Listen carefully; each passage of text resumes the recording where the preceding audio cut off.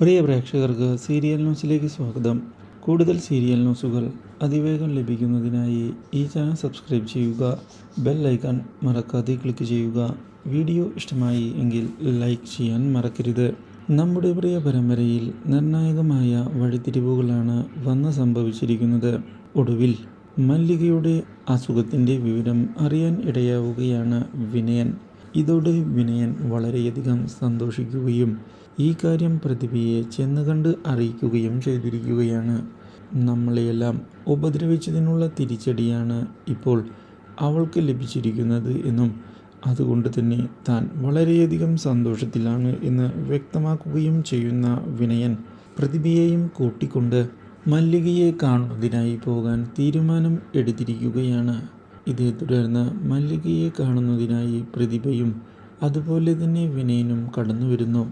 അപ്രതീക്ഷിതമായ അവരുടെ കടന്നുവരവ് ഞെട്ടിച്ചു കളഞ്ഞതിനെ തുടർന്ന് എന്താണ് കാര്യമെന്ന് മല്ലിക ചോദിക്കുന്നു.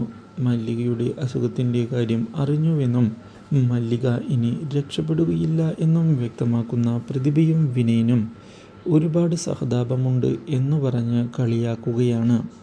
അപ്പോഴേക്കും അവിടേക്ക് ചിത്തിര കടന്നു വരികയും ചെയ്യുന്നു. ഇതോടെ ചിത്തിരയും കാര്യങ്ങൾ മനസ്സിലാക്കിയിരിക്കുകയാണ്.